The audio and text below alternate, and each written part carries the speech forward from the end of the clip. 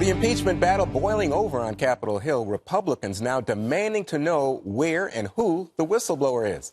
And they want that person to testify publicly. It comes as President Trump is praising House Republicans as, quote, tough and smart after they stormed a closed-door impeachment hearing.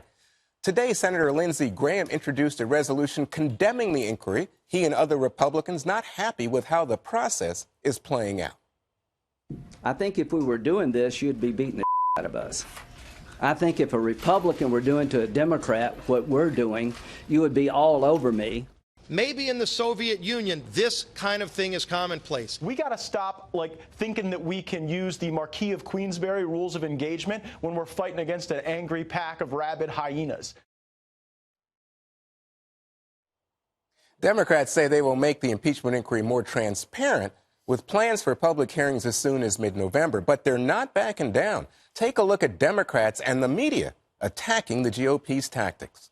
It looked like a mob scene. And they're not flash mobbing. Acted like a mob. Describe the scene as a mob. Like a mob. Lawless mob action. Mob mentality. So what happened yesterday was a high school prank by a bunch of 50-year-old white men. You just saw a bunch of white men. Those white guys, those middle-aged, boring, nerdy-looking white guys. They look like such jerks. Pathetic weenies. It's almost out of the Animal House movie. Just as men, how do you go home and look at your wives and look at your children? Well, I think pathetic people.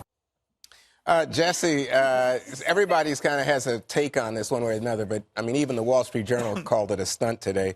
But I would ask you, when you see the Republicans, in part, storming that secure hearing room, aren't they violating House rules? I mean, I think they should be more upset with the Founding Fathers who wrote a Constitution that said this is the way impeachment is to be conducted, rather than just the Democrats. They want to know the truth. They want to know what's going on behind closed doors. Both parties have stunts. The Democrats are the king of stunts. I mean, they eat the fried chicken in the room. They all do sit-ins over guns. The mob action, the Democrats love mob action. That's what they've been doing the last 3 years. But unfortunately, Juan, this is what happens when you lose elections. The Democrats outvoted the Republicans in the midterms. Pelosi has the gavel. They can do whatever the hell they want, and the Republicans are forced to pull this stuff. It's really people who stayed home on Election Day last time. I mean, if you want to point fingers, they needed more Trump voters and they didn't get them. And now Trump's getting eaten alive by people on the inside. First it was Comey and McCabe. The transition was a horror show. And then there's all these people working against him in embassies at the National Security Council. And he can't get anything done because every time he tries to do one thing or the other, people cut him down in the dark. And it's really disgraceful. Ukraine is the most corrupt country, basically, on the entire planet. This place is a mess. We send them billions of dollars. Everyone's getting rich over there, including the Biden family. They colluded with the Democrats last election. It's a Russian-speaking country. It's totally a mess. And all the president's trying to do is find out what the hell's going on over there, find out what happened last time, how's everything starting to begin with. He's playing politics. He's trying to fight back, and he's getting killed for it. Now, they're holding secret impeachment hearings. It's disgusting. And all that Republicans want to do is find out what's happening behind closed doors. And they can't even share their side of the story because all the whistleblowers and their lawyers have colluded with Schiff in order to tee this thing up. Now, does anyone even care in the administration? They don't even have a team that's fighting this thing. I mean, I've said more things on this show to push back against what's going on than I've seen out of the White House. Where's the Senate? Where's Lindsey Graham? Why isn't he holding hearings? Why isn't he interviewing the people that are testifying behind closed doors? It's time for them to get tougher than they already are. You know, you can say, I condemn this. You can send a bunch of guys in to try to find out what's going on. But they need lawyers. They need killers. They need people experienced, parliamentarians, and know how to fight this thing. Because right now it's day after day, leak after leak, and they're losing the message war. Do you think they need Jesse Waters? I think they need Jesse Waters. Greg, the president, though, takes Jesse's position. He says, you know what? He encouraged them to pull that stunt. In fact, he says now that Republicans who oppose him are Here I'm quoting human scum, worse than the most dangerous Democrats. How do you react to that? Called them human scum. It could have been worse. He could have called them Democrats. Joke, I love the Dems. By the way, I feel bad for the Democrats in the media. They were preferring a Mitt Romney who got Candy Crowley'd. You don't have it in the White House now. This guy likes to punch back, and he's going to do it. Donnie Deutsch calling someone a weenie. This guy is an 8-pack of Ballpark Franks. I mean, he still wears Speedos under his suit. Okay? That's what a weenie is. But here's the deal. Calling those Republicans out as a bunch of white guys, what you're doing is you're injecting color into something where it has no relevance. So what's that called when you inject race into something where there is no race as a variable?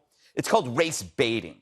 So CNN and MSNBC are engaging in something incredibly dangerous. They always have, but it's getting pretty bad. They're seeking to divide a country based on pigment. That's what they're doing. And when I see that, it makes me realize how awful the media is. And if you subtracted the media from this story, we'd probably get closer to the truth. And the honest truth is the media and the Democrats would prefer only one kind of resistance, their own, which is why they're calling these guys a mob. That's why they create hate hoaxes. They demean supporters. They fabricate racial animus. They do that because they're trying to scare people the way they scare, like, anybody who leaves their pack, whether it's, Candace Owen or Peter Thiel. If they're not, if you're black and you're not a liberal, if you're gay and not a conservative, you're dead. So I just think, I think it's good to fight back. I don't think it was a mob. They're doing the job that the journalists prefer to get it spoon-fed to them from Adam Schiff. Yeah. The Republicans are actually doing what journalists are doing. They're knocking on the door and saying, give us the facts. Well, in fact, though, here you have a situation, Dana, where it looks like they're complaining about process, complaining about the whistleblower. Oh, is the whistleblower someone with some political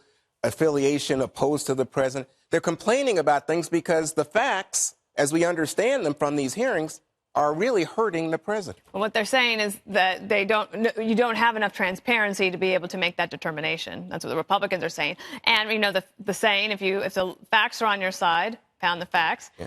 And if not, pound the table. Right. And so this is called a stunt by the media, and it was a stunt. But remember when AOC first got to Congress, and when the first acts that she did was go and sit in on Nancy Pelosi's office to protest climate change? That was a protest, and that was considered something like that was your exercising your right, and it was bringing good attention to something. But when Republicans do it, then it's called a stunt. Either way, it works in order to get yourself in the media, and basically the Republicans were able to win a news cycle yesterday, which they hadn't been able to do, to Jesse's point, up to now. Well, do you think, though, Jedediah, that when we talk about the whistleblower, is there, from the Republican perspective, a fundamental misunderstanding of the law? Because the reason there's a whistleblower law is to protect the whistleblower against intimidation or pressure coming from powerful people like the most powerful man in the country, Donald Trump.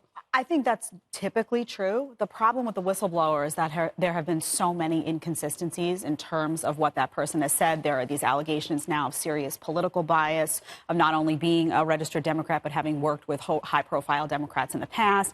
There is this concept of this secondhand information. Where did this whistleblower get that information? How credible are those sources? And then also just the fact that the whistleblower didn't check that box that said that, yes, in fact, he had spoken to the likes of Adam Schiff ahead of time. So I think all of the questions around the whistleblower are the problem. So Republicans, I'm not a big fan of them storming a hearing, that's all nonsense.